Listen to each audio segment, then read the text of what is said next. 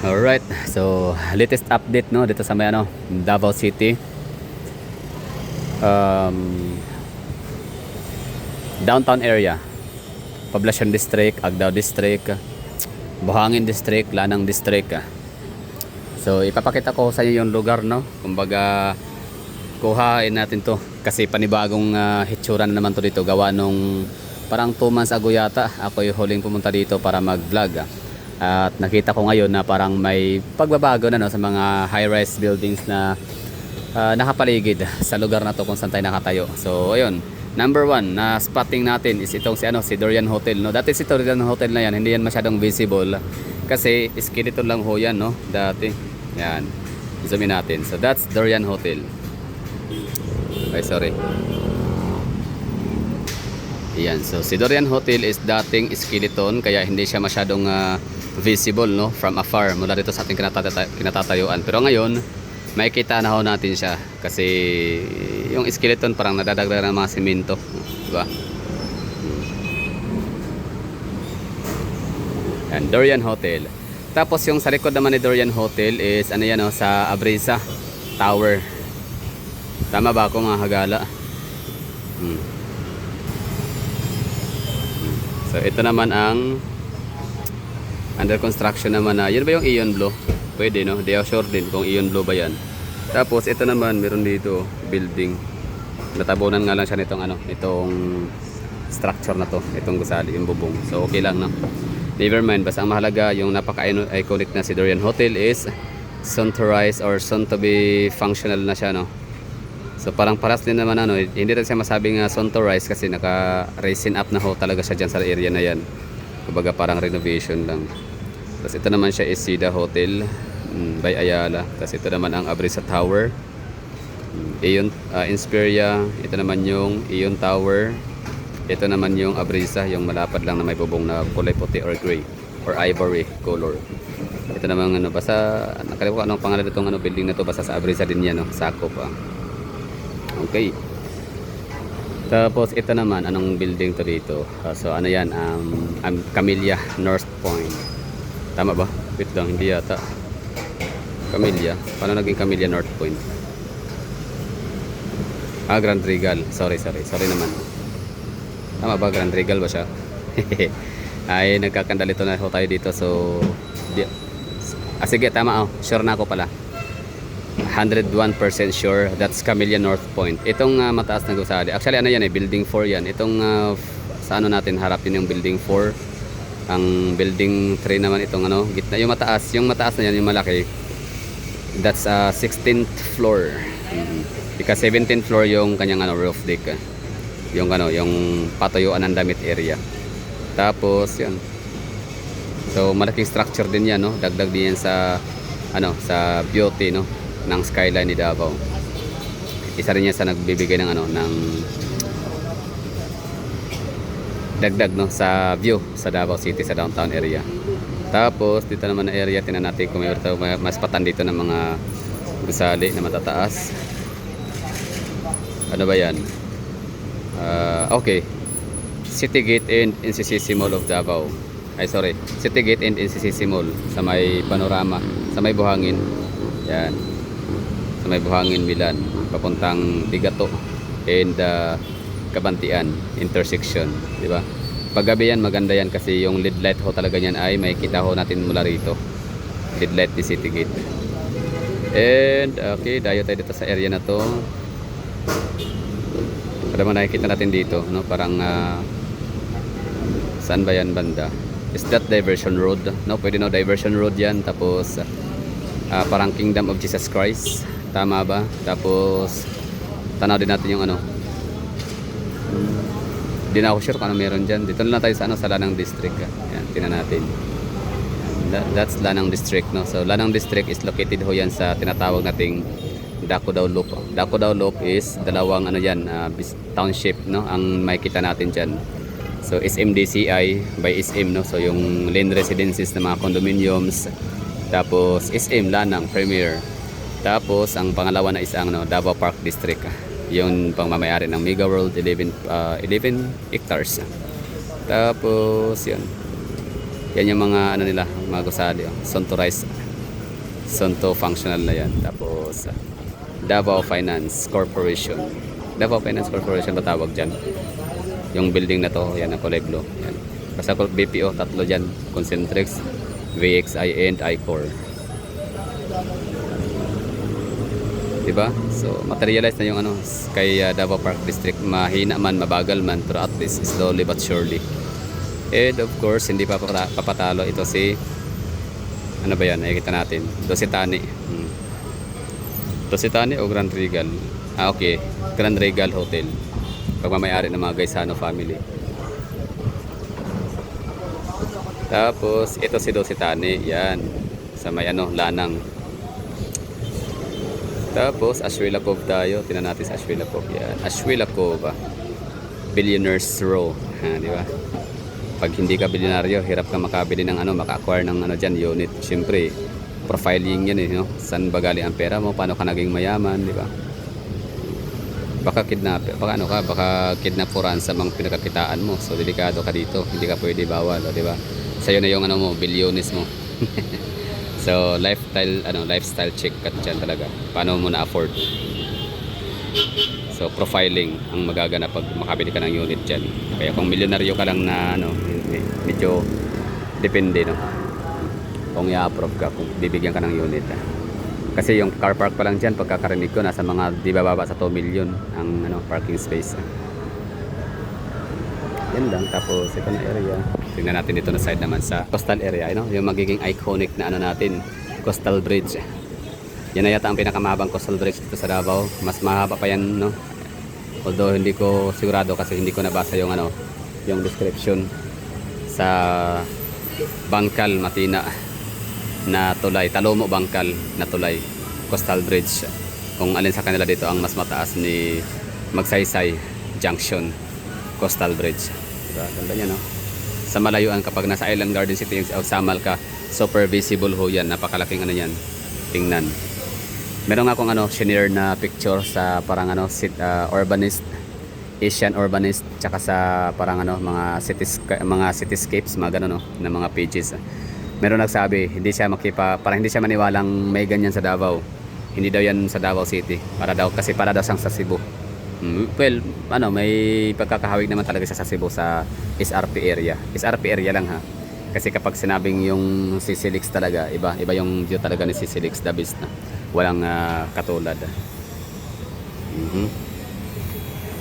Ito na, Chinatown. Chinatown na parang wala ka naman makitang Chinese. The biggest Chinatown in the Philippines, Gusto Davao, consists of 5 barangays, pero ito lang yung Chinatown na wala kang makikitang mga singkit. O not unless kung bibili ka ng mga produkto, bibili ka ng mga kung ano, anik-anik, no, sa mga tindahan nila dito. So yung cashier madalas mga Chinese. O unlike sa ano ba, Metro Manila na napakadaming Chinese sa Tondo, Binondo, sa Ongpin area lalo na, sa Divisoria. Okay, so tinanggal na yung blinds. So, ibig sabihin, meron tayong madadagdag na view dito. So dito naman ay makikita natin yung Gaisano Mall of Davao. The Peak. Yan, The Peak means yung ano, alfresco area nila. Yan, so alfresco area, yan o. Pero bakit yata tinanggal yung ano? Dati may ano yan eh, may tent yan. May giant tent. Ngayon wala na oh. Structure na lang yung skeleton. Alfresco area, Gaisano Mall of Davao, diba? So isa yan sa nagsisit aside sa kanya, no. Kumbaga masasabi natin ano, nagpaiba din talaga siya sa mga malls dito sa Davao. Ano siya, Gaisano Mall of Davao is no boring mall, no? Kasi ang dami po pwedeng gawin. Alam niyo pong pwedeng i-explore sa lugar na yan, lalo na sa alfresco area. Pwede kang tumambay dyan kasi meron silang park, no, sa The Peak. Tapos ito naman ay ang Misachera condominium, no. So parang dagdag din siya sa nagbibigay view sa ating ano, skyline of Poblacion District. Tapos ito sa Grand Pinnacle sa may Santa Ana Avenue, corner Guerrero Street, fronting Holy Cross College of Davao. Okay. Tapos ito naman ang the tallest building in the whole Mindanao, no? Consists of 37th floor, 36th floor. Okay? Okay lang yan, no? Kung ano, basta hindi siya nalalayo doon, no? Maaring 36, maaring 37 or 35 or 34 whatsoever. So, at saka isa rin to sa pinaka-strongest and pinaka-solid, no, pinaka-safest building sa buong Mindanao pagdating sa lindol, kasi kaya niyang i-withstand ang more than 9 point something magnitude na lindol. And of course, itong ito pinaka-iconic kasi the first ever 5-star hotel in the Mindanao, no, area, in the Mindanao Island, si Marco Polo Hotel. Tas ngayon, ilang beses na ito nagsarado, no? Dami itong mga pinagdaanan si Marco Polo Hotel. Tas ngayon, sit, di ba? Or sit to operate na naman siya. So, very good. Huwag kang susoko para sa ating mga taga Davao. Basta susupport kami. Once na mag-open ka, no? Magda-dine in ho tayo dyan. Kakain ho tayo ulit. Huling kain ko dyan is 2017. Yun. Huli akong kain, 2017. So, sobrang tagal na nun. Marco Polo Hotel. Talagang mahal na mahal ni Marco Polo Hotel ang Davao, kasi talagang kapag kahit anong occasion, kahit anong event sa Davao, talagang nakiki-celebrate, no? Pag February, Valentine's Day, talagang may yan na may heart shape sa kanyang pailaw. Tapos pag Christmas, Holy Week, Lenten Week, namang mga seasons, di ba? Namang mga events nga na sineselebrate sa Davao, nakikisama yan. So ito naman si Topic Lane. Yan. Isa yan talaga din sa napaka-visible, napakalaking establishment dito sa Davao, kasi dalawang building ho talaga yan, no.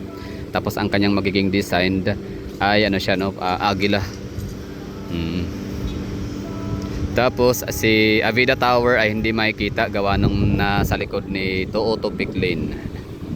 Kung makikita man natin siya ay lang, no, nasa ibabaw lang siya ng Ateneo de Davao University. Itong kulay blue na malaki, yan, that's Ateneo de Davao University. Nasa likod ni Ateneo de Davao University and Topic Lane si Avida Tower. Tapos Daris, yung mga Royal Mandaya Hotel, hindi na masyado makikita kasi maliit lang sila, no.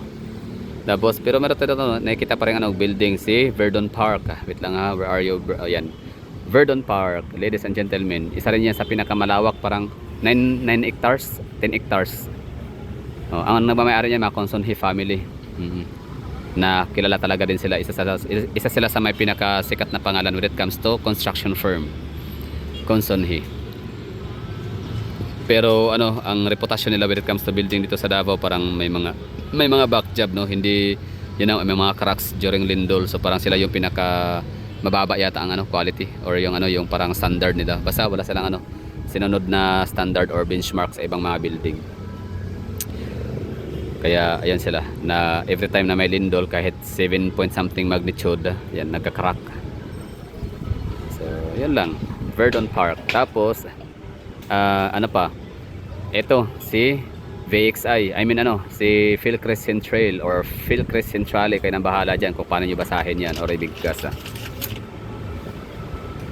And si naman, kita natin sa malayuan si Hotel 101, no, by Injap Seya. Hindi man siya ang pinakamataas o matayog masyado, no. Parang ilang floor lang ba yan si Injap Seya? 15 floor. Pero siya, visible siya sa malayuan kasi malapad at malaki. Malapad, no, na structure na gusali. Si SM hindi na makita kasi mababa na si SM. Makita rin pala si SM, yan, no. SM, yung kulay blue na may puti. Yan. Turo natin. Okay.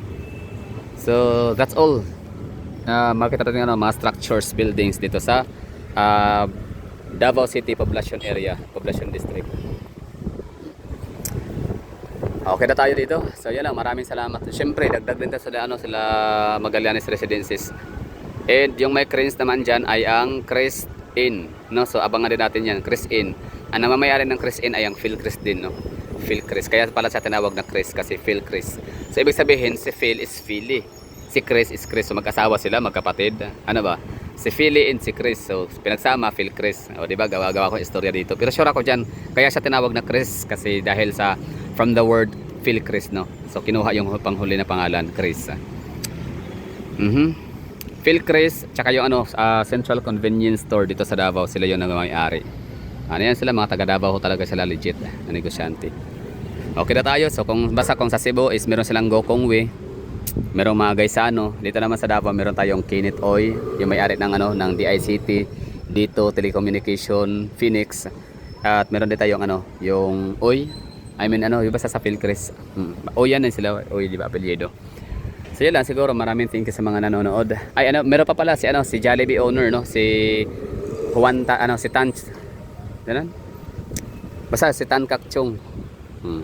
May-ari ng Jollibee is taga Davao din. Dito yan pinanganak sa Davao City. Dito rin siya nag-aral ng parang preschool elementary. Tapos nag-college naman siya sa Manila. At doon siya nagtayo ng pinakauna niyang burger store. Tapos hanggang naging Jollibee na siya. So, okay na tayo. Thank you for watching. I have to say goodbye and ingat so kayong lahat. Sana nagustuhan ho ninyo yung ating content.